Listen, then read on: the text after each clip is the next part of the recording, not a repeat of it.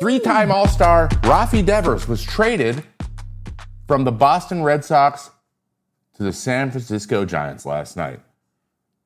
A lot of you didn't see that coming. We've talked a lot about Raffy, recently because, frankly, all season it's been one thing or another, right? It was very clear that Devers was not getting along with Craig Breslow and the people up on the fifth floor and the executive team, and he felt like he had earned his cornerstone franchise player status with the team and didn't need to make all these changes that he was being asked to make.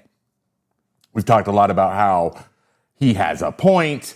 There is a level of figure it out. Why am I always the option? I'm supposed to be the guy that you guys work around, not the person that you're throwing all over the place like I'm a utility guy. He does. There is some. I think he does. There's a point there, but at some point you can't throw your hands up every single time, or something like this happens. So Boston receives in exchange for Raffy Devers, Kyle Harrison, left-handed starter who's currently with the team, right-hander Jordan Hicks, who is in year 2 of a 4-year deal that he signed before last season with the Giants. And he is also, actually, I'm not sure if he's in the rotation. He's kind of bounced around a lot, but as you remember, he's a guy who throws really hard, and he's been a quality big leaguer for a long time. They also got outfield prospect James Tibbs III. James Tibbs III. Correct that. Wonderful name, James. Keep that up. I would call him Jimmy Tibbs, but that's just me. And then they have the rookie league right-hander Jose Bayo, who, it's the Red Sox. They love the last name Bayo. So when in doubt, right? So that's 4 players. In addition to San Francisco agreeing to eat the just over $250 million that are left in Raffy's contract. So Red Sox get 4 players and have to cover none of a franchise player's salary, the biggest salary on their team. In that case, if you're trying to shed payroll, that's one way to do it. But by all metrics, under the sun and otherwise, Raffy Devers is earning his money, even if he's a DH. Because frankly, when he's in the field, his WAR goes down because he's not a good defensive player. I think he knows that, but I think everyone knows that. Okay? But he is on his way to making another All-Star team after starting the season with 16 straight strikeouts or whatever. He has absolutely turned it on. He's a top 10 player in the AL, or was in the AL, in OPS. He took to DHing, I think, better than a lot of people thought he would, even probably surprised himself a little bit. And he is only 2 years, he's only a year and a half removed from signing that original 10-year, $313.5 million contract. So that kind of brings a lot of questions. I'm sure you have tons of questions, like how this thing works and what happened and all that stuff. So let's quickly try to break all of that down, because there's a lot to unpack here, and it's kind of hard to wrap your head around it. I'm getting Luka Doncic vibes, where they just didn't like the guy. The people who are making the decisions didn't like the guy, or didn't see him as a part of the solution moving forward. And unfortunately, the last member of the last World Series team in Boston has left the team. There's now nobody on the roster that was on that 2018 team. So mourn that, Red Sox fans, as much as you need. I'll be here. Okay. Why did the Red Sox trade Raffy? Let's talk a little bit about all the events that led us here and try to figure out what was going through the mind. Maybe we can figure out what the point of time that the Red Sox decided that Raffy probably wasn't in the plan all the way to 2033, because that's what his contract was signed to.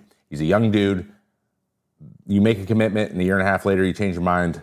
That there's a lot going on.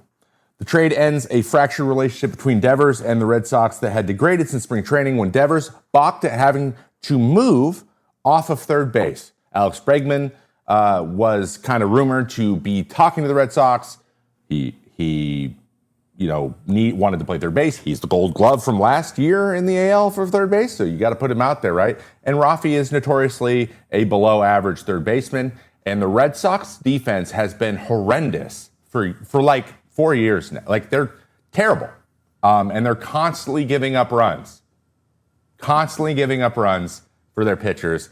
So he was never going to be a long-term third baseman, in my opinion. I don't think that generally means you're just going to go be a DH, but that made a little bit more sense to me. But he very clearly took that as a kind of a knock against him and his ability to play the position. So that happened first, and then they actually signed Bregman, which made it real. That was the first time we got unhappy Raffy in front of a camera. They said, "Will you DH only?" And he said, "No." Now we know that's going to change a little bit down the road. They also gave him no forewarning before just saying you're going to DH. So not only is he not playing third base, now he just has to sit there and hold his bat like a teddy bear and wait to hit. So that is not enticing to a lot of hitters for a lot of reasons. We've covered it a lot in the past.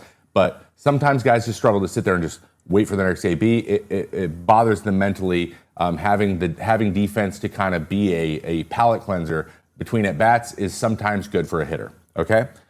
Then Tristan Casas gets hurt in early May, ending his season. Rest in peace. Feel bad for Tristan. I wish he was out there because I think the game's a better place when Tristan Casas is out there having way more fun than everybody else. That brought up questions. Who's going to play first? This was thrown out there when Bregman was signed by the Red Sox. Maybe he can play first, but we have Tristan Casas. Well, now we don't have Tristan Casas. Can we make our DH-only guy now move in to play first? Again, Raffy's like, stop it. I don't want to do that. He even said the front office should do their jobs. Boom. Say what you want to say, okay? So he's like, just go find somebody else to play first. We can find somebody else to play first, which they did. Romy Gonzalez is playing first base. They've tried some other people out, and it's worked out generally. But after he made those comments, he started to get some attention from the front office and the owner, John Henry. Not a good sign. You never want your owner, especially the guy who signed that check for $313.5 million, to be like, hey, bro, you're still an employee no matter how much money you make. You don't like that. So here is a quote from Pete Abraham from the Boston Globe from last night. He said, per Red Sox sources, the team's feeling was that a $313 million contract comes with responsibilities to do what is right for the team, and that Devers did not live up to those responsibilities.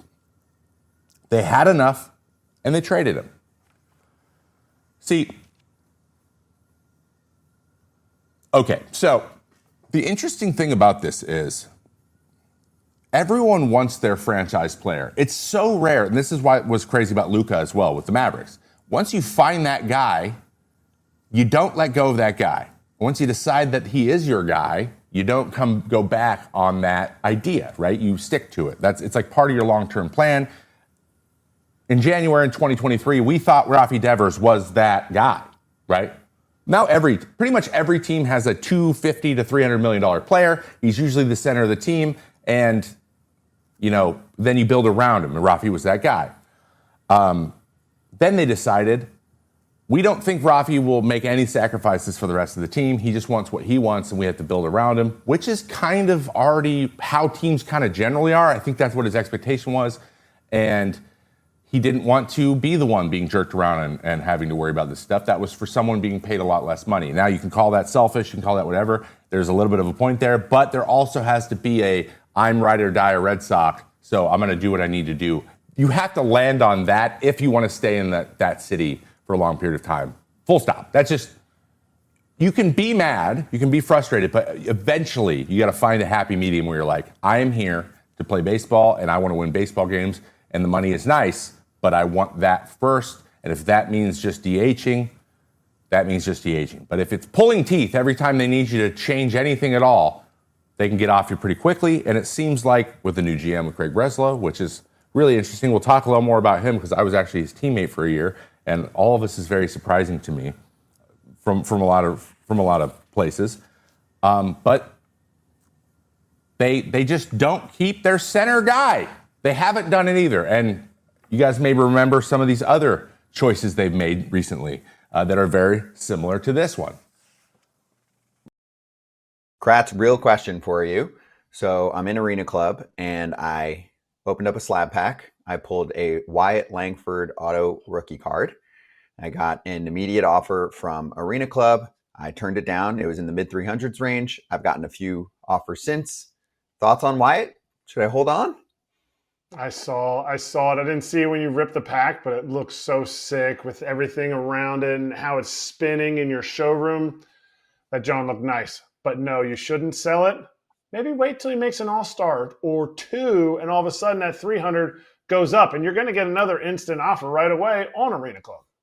That's right. Buy, sell, trade. Slab packs are there for you too, to rip a pack. And for me, I'm just leaving it in the showroom for now. I'm deciding what I'm going to do with it. But if I did want to sell it, then I can get myself another slab pack or buy a card that I want to buy. Get 20% off your first slab pack or card purchase by going to arenaclub.com/Val. Use code FOUL.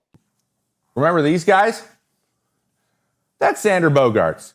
He was a longtime shortstop and also in the conversation for being a franchise player long-term with the Red Sox, and they let him go in free agency. Now, that's a little different. Guy plays for 6 years, then gets a free agent contract. That's his highest leverage time to get a big contract. So letting a guy get to free agency almost always means they are leaving, unless you're Pete Alonso and you try everything and then you have to circle back. Usually, when it comes to free agency contracts, the grass is always greener in terms of money because other teams aren't as, there's a bidding war in there. So if you get there, you usually leave. So I'm going to give Bogaerts a little bit of that's more normal for that to happen. What isn't normal is trading MVP Mookie Betts after they win a World Series. That isn't normal. And that's one that's stuck in the craw of a lot of the Cape Codders up there for a while. Mookie Betts is the one got away. He has almost supplanted Babe Ruth in that role. And now Raffy has followed suit and went over to the West Coast with the other two. And now, surprise, they're all in the same division, which I just realized. So that is interesting.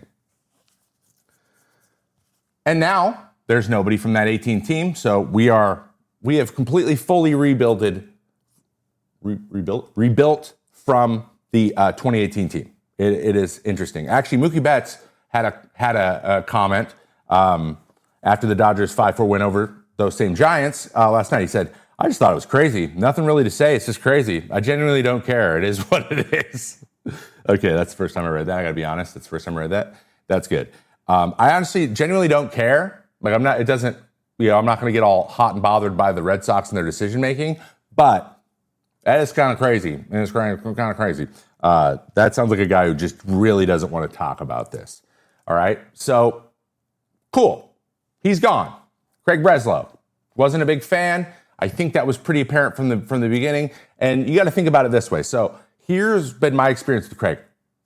I got to be very clear. I am a huge Craig Breslow fan. I think he's one of the most intelligent, thoughtful, and measured people that I ever shared a clubhouse with. Our lockers were next to each other. I was rehabbing Tommy John, so I was just kind of sitting there listening to him and Matt Belisle talk to each other. But it was pretty clear he was going to be a GM.